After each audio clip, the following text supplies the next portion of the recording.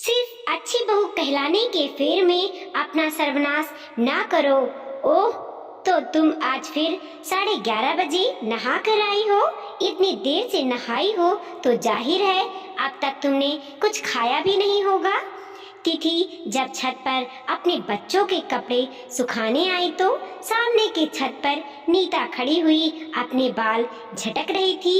दोनों पड़ोसी थे और छत की मुंडेर साथ लगे होने की वजह से अक्सर आपस में दुखम सुखम बतिया लिया करती थी। तिथि की शादी 3 साल पहले हुई थी और उसके अभी एक छोटा सा बेटा भी है। वह भी अपने सास ससुर देवर और ननद के साथ रहती थी और नीता की शादी को अभी 3 महीने ही हुए थे। उसके घर में भी सास ससुर और 2 देवर थे। इसके अलावा हम उम्र होने के नाते तिथि और नीता में दोस्ती हो गई थी। वैसे तो दोनों घर की बहुएं थी, इसीलिए तीज त्योहार पर ही मुलाकात हो पाती थी। एक दूसरे के घर आना जाना भी ना ही के बराबर ही हो पाता था।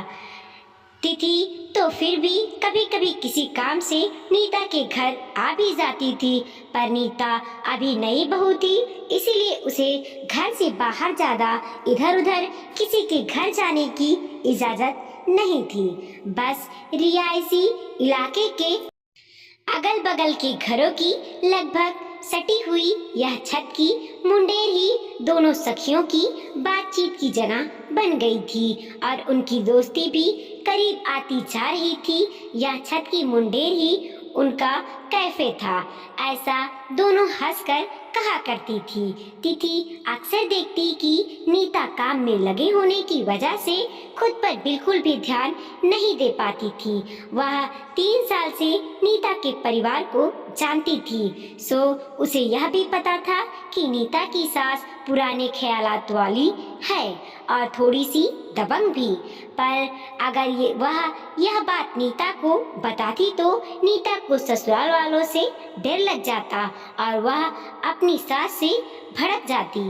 इसीलिए वह बहुत समझदारी से उसे नसीहत देना चाह रही थी। यूं सिर्फ अच्छी बहू का किताब पाने के लिए अपने हेल्थ का सर्वनाश ना करो।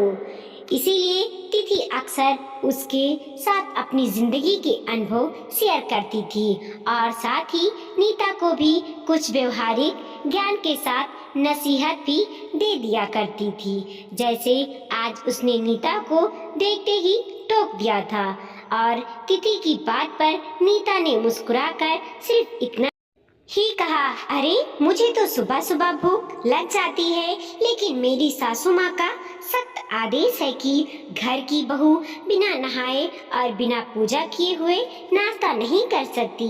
नीता की इस बात पर तिथि ने मुस्कुराते हुए कहा, हाँ ऐसा भी हो सकता है।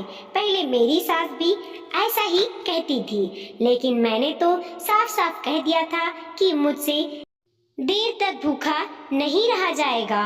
और मैं तुम्हें भी एक नसीहत देती हूँ कि तुम्हें अगर सुबह सुबह भूख लग जाती है तो सुबह उठकर सबसे पहले नहाकर पूजा कर लिया करो ना।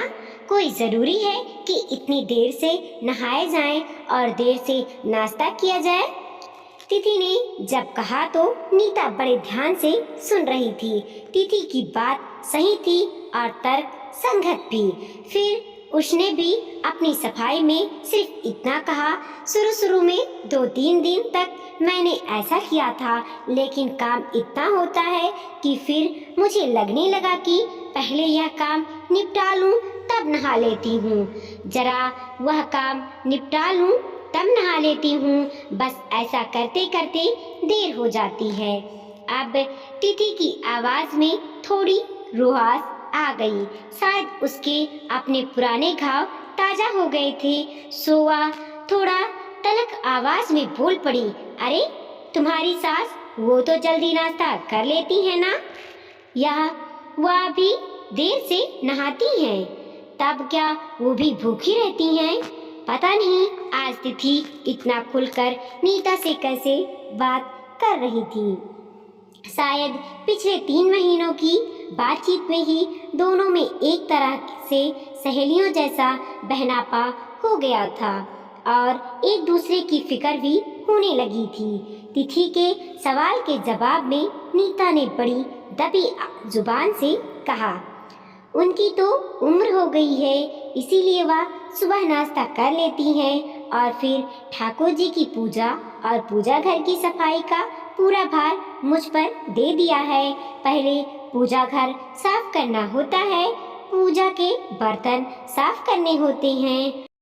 यह सब करने के बाद मैं नहाने जा सकती हूँ, फिर बृहद पूजा और फिर जाकर मुंह में कुछ डाल पाती हूँ। घर की बहू तो मैं ही हूँ, तो यह जिम्मेदारी तो मेरी ही हुई ना।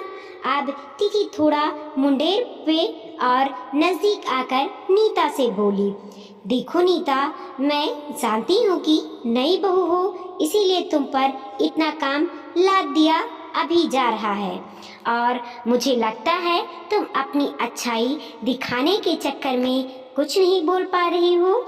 तब नीता भी बोल उठी, सही कह रही हो आप। नीता ने कहा तो तिथि ने अपना समझाना जारी रखते हुए कहा, मुझे लगता है कि तुम्हें सही समझ नहीं पा रही हो कि तुम्हें कहाँ ना बोलना है और कहाँ हाँ बोलना है और किसके लिए कितना कितना काम करना है। क्योंकि जब मेरी नई शादी हुई थी तब मैं भी ऐसे ही थी। अब मैं अपने अनुभव से तुम्हें समझाती हूँ, ध्यान से सुनना और इससे अमल में लाना, फिर देखना तुम्हारी जिंदगी में बहुत फर्क आ जाएगा। अच्छा, तो आपके साथ भी ऐसा हुआ था क्या? नीता ने आश्चर्य से अपनी आंखें बड़ी करके पूछा तो तीता को उसकी मासूमियत पर प्यार आ गया। वैसे भी दोनों पड़ोस में ही रहती थी और हम उम्र और होने के नाते एक दूसरे से मन की बातें बतिया लेती थीं। तिथि की शादी 3 साल पहले हुई थी, वह भी अपने सास ससुर और देवर के साथ रहती थी। अब तो उसकी गोद में एक प्यारा सा बेटा भी था। नीता के प्रति वह एक सहेली और छोटी बहन का भाव रखती थी, इसीलिए जब तब उसे समझाया करती थी। अब जबकि तिथि ने समझाया कि जब तक तुम नहीं बोलोगी कोई नहीं समझेगा, तुम जितना करती जाओगी लोग तुमसे उतना ही काम करवाएंगे, क्योंकि हमें ही अपने लिए बोलना होता है, वरना सामने वाले को हमारे दर्द का नहीं पता होता है। इस पर नीता ने कहा, ओह नीता, ये सिर्फ हम करने से नहीं काम चलेगा, तुम्हें देखना पड़ेगा कि तुम्हें लोग जरूरत से ज्यादा इस्तेमाल ना करें, तुमसे इतना काम ना लें कि तुम अपने बारे में सोच ही ना पाओ। तिथि की बात सुनकर गीता को भी अपने हालात पर कुछ तरस सा आने लगा, क्योंकि इधर कुछ दिनों से वह भी यही सोच रही थी कि उसके साथ कुछ अन्याय हो रहा है, लेकिन बोल नहीं पा रही थी। जब वह देखती कि उसके बनाए हुए नाश्ते को सब सुबह सुबह बहुत मजे लेकर खा रहे हैं और वह भूखे पेट सिर्फ घर का काम किए जा रही है, तब उसे लगता था कि वह क्या कर रही है।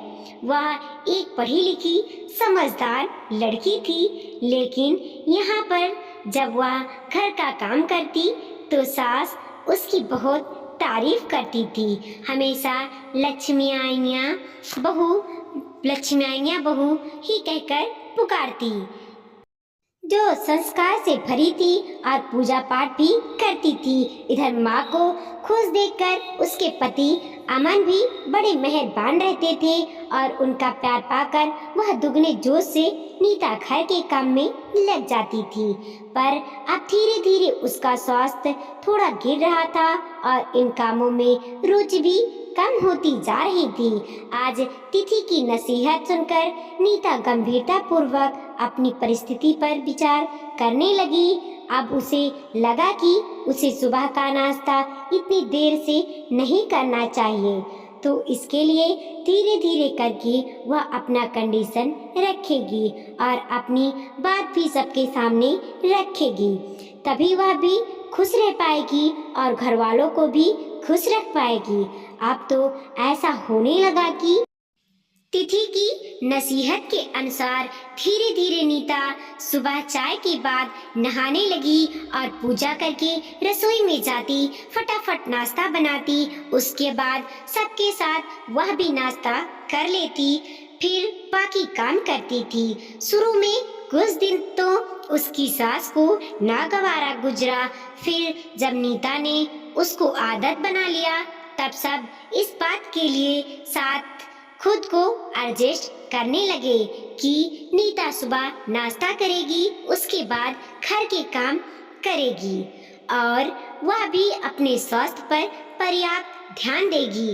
उस दिन की तिथि की कही हुई बात से नीता को अब बहुत फायदा हुआ और उसने समझ लिया कि अपने लिए जब तक आवाज ना उठाओ कोई नहीं समझता।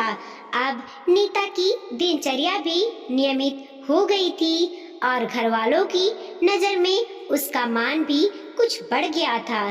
जब हमें काबिलियत होती है और हम जिंदगी जीने की अपनी शर्त रखने लगते हैं तो शुरुआत में कुछ विरोध के स्वर उठते जरूर हैं, पर कालांतर में लोग इसे बदलाव को आत्मसात कर लेते हैं और संबंधित व्यक्ति जब अपने आप को इम्पोर्टेंस देने लगता है तो फिर उसके लिए सामने वाले के मन में भी एक खास जगह बनने लगती है और अगर खास जगह ना भी बने तो खुद के लिए जीना सीखना बहुत आवश्यक है, तभी आंतरिक खुशी मिलती है, वरना कूड़ कूड़ कर दूसरों के लिए त्याग करते रहने से धीरे धीरे मन भी मरने लगता है और कार्य क्षमता भी छीड़ होती है।